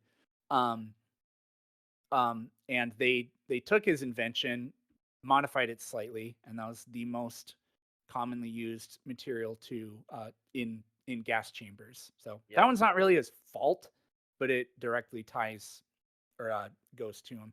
Veritasium has a really good video. That's where I about learned him. about this one too. It's a fantastic video. The Veritasium Haber video. Highly recommend it to anyone who hasn't seen it yet. That was my first sciencey topic. It was a brief one. Secondly, some of your content deals with young Earth creationism, and I feed off of that. I have not gone through your whole video catalog. Have you done a video on canine transmissible venereal tumor as a disproof of cons? I have not, but I did write about that in my book, which is available on Amazon for $9.99 if you want the Kindle, or $24.99 on BookBaby. Just type in, the book is called Rational Answers to Stupid Questions. If you just type that in, it should take you there. But yeah, I love CTVT, CVT, whatever it is. Canine transmissible venereal tumor. I was right the first time. Yes, because canine transmissible venereal tumor is a single-celled organism that came from a dog. It's not only a change in kinds, it's a completely different sort of organism that came from a dog. So It's fascinating. And yeah, like, I don't.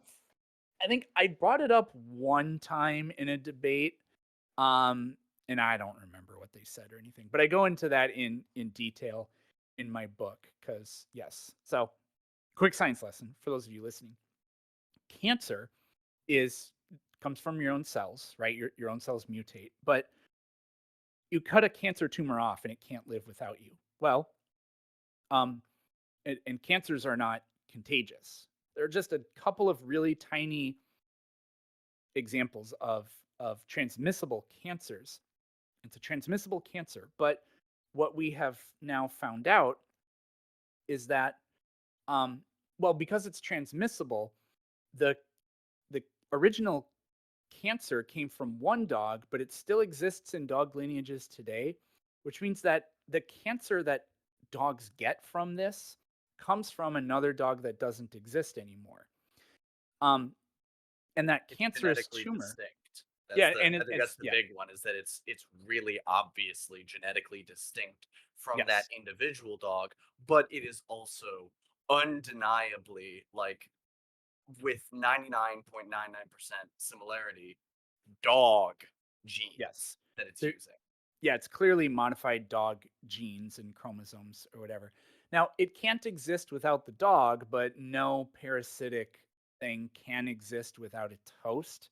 So that's not an argument against it. Don't tell Um, that to the libertarians. yeah. I don't know. I go over it more soundly in the book, but that's just kind of the overview of it. Really Yeah. cool.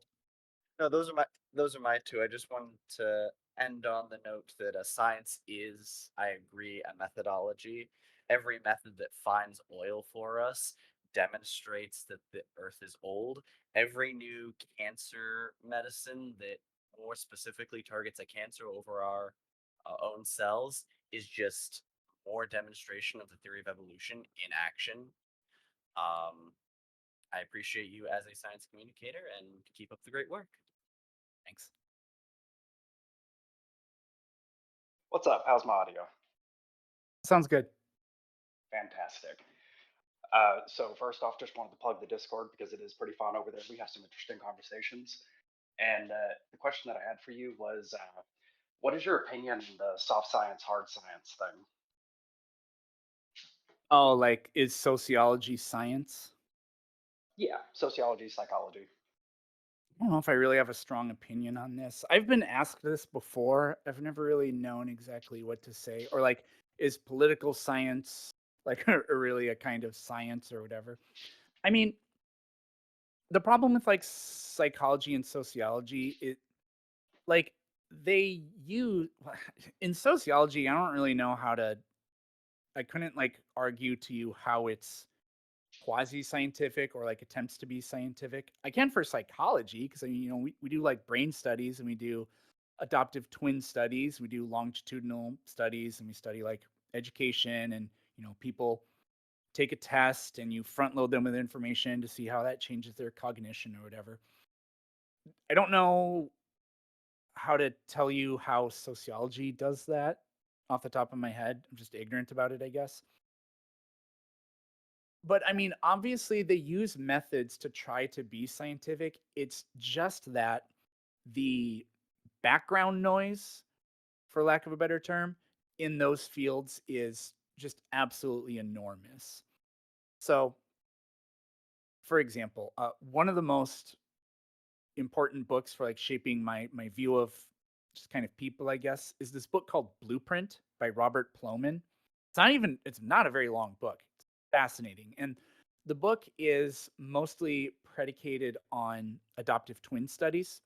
So identical twins separated at birth. They share 100. So a lot of it's like the nature nurture debate, right? These adopted twins share 100% of their genes, but 0% of their environment. And then you compare the twins with each other, and then you compare the twins with like the families they live with. So they share 100% of the environment with their adoptive siblings, but 0% of the genes. And what do we find? We find that always, for virtually every single metric, including personality traits, the identical twins are always twice as similar to each other as they are to like their adoptive siblings. Um, in fact, for it's way worse for the parents. So, like, I was actually looking up a study on this not too long ago.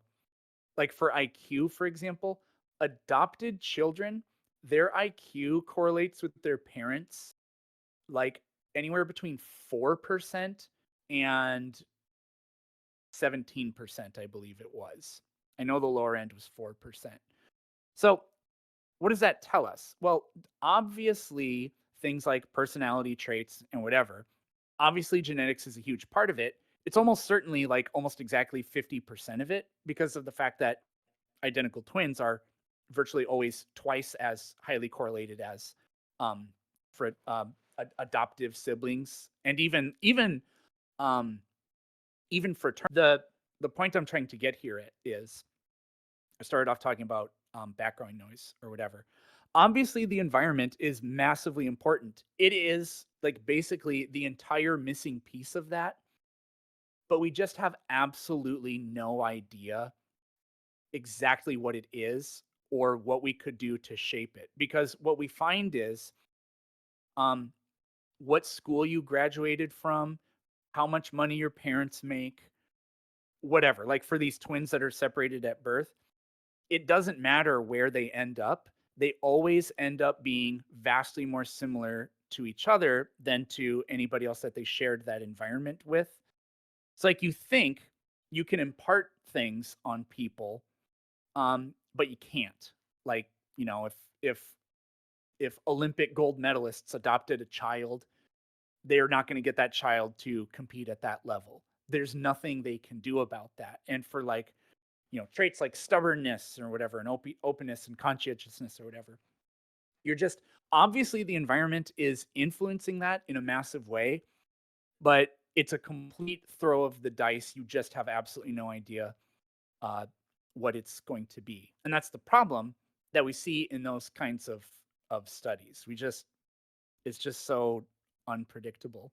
So what I've taken away from that in teaching and eventually in parenting is that um, forget about like the nature versus nurture thing. The only thing you should do and even can do, they have any hope in being effective, is to nurture their innate nature.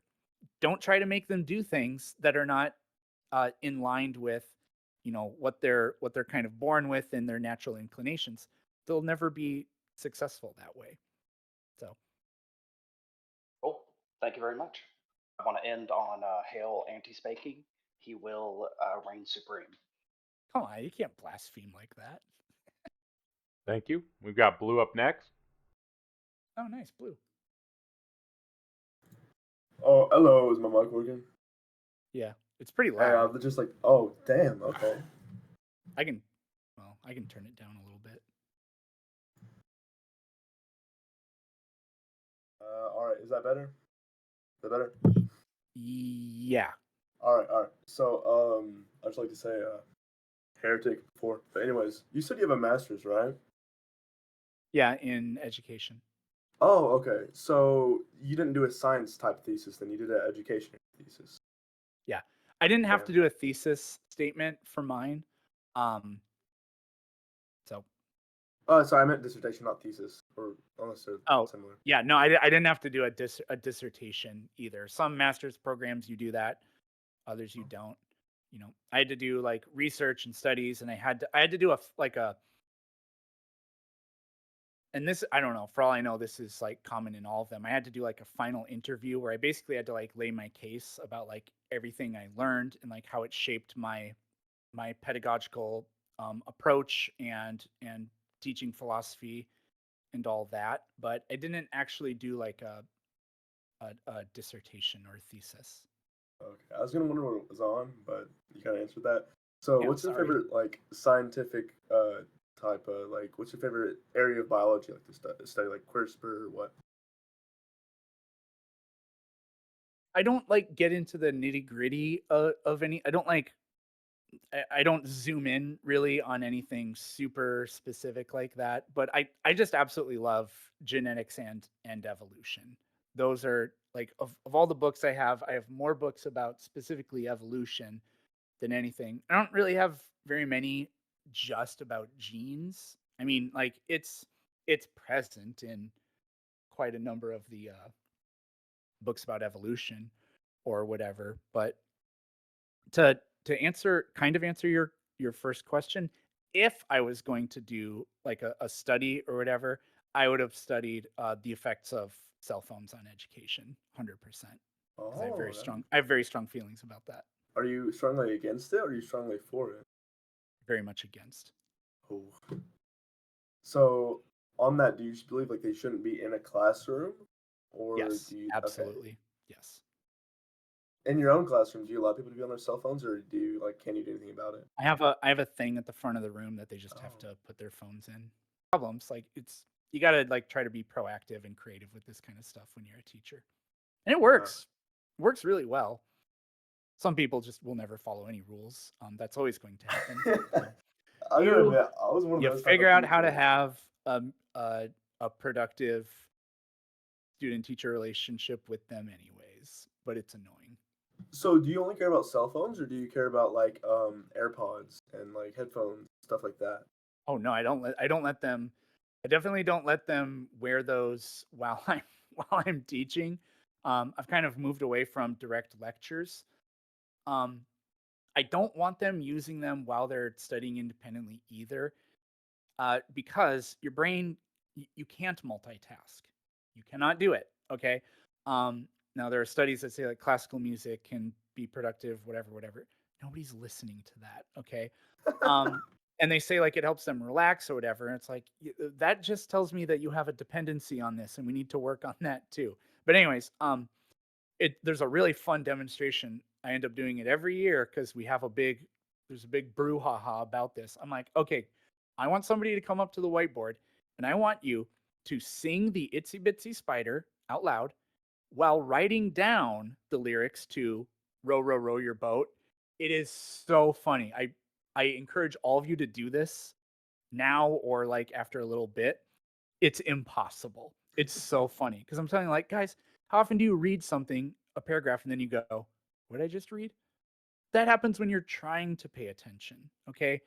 And my classes are very difficult because it's just the nature of the subject. So it's like we need all the bandwidth we can get.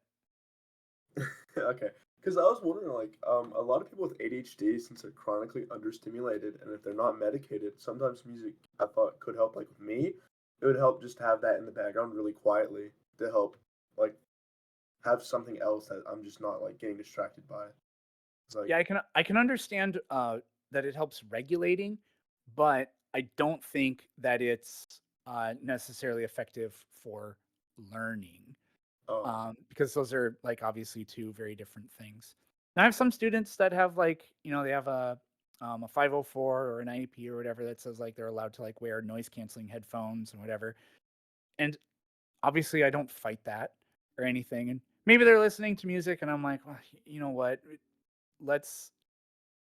You might be shooting yourself in the foot, but I'm gonna let you make that mistake. And we're gonna so like we'll see what happens right away, and then they like bomb the first test, and it's like, yeah, okay, so what are we gonna do to change this, right? So it's teaching is an art. It's like cooking. do you are you more of a hands-on teacher, or are you more of like a the students are on their own? Um, I mean, I would say both. Because it's science, we try to be as experimental as we can. The shitty thing about it though is there is so much prerequisite knowledge that you have to have before you can like do, for example, a chemistry lab. Like we do titrations at the end of the year because it takes that long to build the prerequisite knowledge to understand why you're doing the titration. Now anybody like a trained walrus could mix chemicals together, but I make them like calculate the molar mass and do the measurement themselves. And I say, I want this to be a zero 0.1 molar solution. You figure out how much of the chemical you need to dissolve in what volume of water to make it that. And that's real science. And they think that's really cool. But holy crap, it takes so long to do that because they come in and they don't know what an atom is. And so that's like where it begins. And it's a long journey to that kind of thing. But the Yeah. middle sucks, but the end they really like that, and it just makes the whole thing worth it. All right. Well, I just want to know more about like your teaching things and stuff like that. So I'm gonna head out now, but hell spanky, Hail Spanky. amen. Let us slay. Thank you, Blue. That's all. We've got Chipotle chips up next. And how much longer are you wanting to go on for? Hello. Not too much longer because it has been 2.5 hours, but we'll see. Yeah, I know. I told you an hour, but you look like you're having fun. Oh yeah, did we say an hour? Yeah, I don't remember, but whatever. I can do it. I haven't drank water or anything. That's crazy. Well, I just have some quick questions. First, I was gonna ask, how do you suggest is the easiest way to bring somebody down to like rationale in those flat Earth debates? You probably can't, but what I do my technique in my debates, I don't know if you've seen them or whatever, is No, it's the first. Sorry, it's the first time I've heard about it. that's fine. What I try to do is I try to demonstrate that they don't believe what they're saying. I think that's the most powerful tool because they'll say things like, water doesn't bend or water always finds its level. Okay. And they'll point to a glass of water to prove that. And you say to them, if Earth were flat, there would still be tides, high and low tides, which means the water has to, by definition, not be level. It has to be higher somewhere and lower in another place. So you don't Okay. believe what you're saying, right? Right. The most common one, and this is like young Earth creationists and evolution deniers, same thing. They'll say it's not true or it hasn't been proven. It's just a theory, right? Give me 1 second to swap out my camera battery. Okay. They'll say such and such isn't true. It's just a theory. And I actually had a debate like this pretty recently. It's infuriating, but kind of funny. I just ask them if atoms and subatomic particles exist. Nobody has ever said no. And then you explain to them how that is a theory. It's called atomic theory. You cannot observe atoms. It's not possible. We only have indirect evidence of them. But they believe that they exist. So they don't believe that theory means not true. They regard certain scientific theories as true and proven facts, and they just like cherry pick with other ones. That one's really effective with the young Earth creationists too, and evolution deniers, because Hey, you they got background noise, Chipotle. Let's go ahead yeah, and really push to Oh, talk my real bad. fast. yeah. I just muted you real quick. They the vast majority of them are not flat earthers. So it's more effective with them because then you can use like gravity and general relativity and Earth orbiting the sun rather than the other way around or whatever as theories that they regard as true. And so then it's like, yep, so why are we cherry picking? Why do we have selective beliefs for these? And they always fall apart there, and it's much hilarity ensues. Ensues. I don't know what I said. Oh shoot, I server muted him, so he can't unmute himself. Sorry about that. You can That's okay. talk now. And well, thank you. And last thing that I did want to ask is, how do you feel about like inside of like debate panels like these, like well, not like these, but like you know how personally I like to be able to bring like rationale and thought to like these Discord servers. How do you suggest would be the best way to handle like you know how people usually like kind of like attack you because I've seen you that you handle like debates a lot. So how do you say is the best way to be able to go about those people, like those people that just like kind of attack you in big groups? How do you handle those kind of attacks, and how do you like kind of persuade the group? I don't ever do like big panel debates where it's like I go into the lion's den or anything like that. Because I find those to be just unbearably annoying for several reasons. One, you can basically never control how many people are talking. It's not fun to listen to or participate in. Two, and probably shouldn't even say this, but I always think that I have the best argument, and I can make the best counter argument, and I have great evidence or whatever. I don't like sharing the space because I can't stand when I'm sitting there. I'm like, oh my god, I would have said this, but I gotta wait. Whatever. There are plenty of people I know who know way more than me, and I'll always default to them. But usually when I'm in the room, I think I have the most important thing to say. So, um, yeah, I just don't really do the big multi panel things or whatever. Or we're talking about just like people like I've done live streams where every single person the entire day they're just like not even really trying to argue, they're just calling you an idiot or whatever. It doesn't phase me. I stopped caring. I think being a teacher helped a lot with that. So I just, and I don't even be like, well, that's actually an ad hominem logical fallacy. I just be like, I literally don't care. Tell me what your evidence is, whatever. Because they're losing the debate when they do that, and I know it. And I know that they don't have the facts. I know that I have the facts because I can back them up. So there's no cause to be insecure about what they're saying because we got the facts and you don't. Thank you. I appreciate that a lot. That's it. Thank you. You're welcome. Oh man, my posture is, I have old man posture right now. Yeah, so we'll go ahead and call it here. I really appreciate you coming out here. Do you have any last words or anything you'd like to share with the audience, the viewers, any of that? No, my brain is fried. Cool. Well, thank you for joining us. We appreciate you being here. You have a great evening, and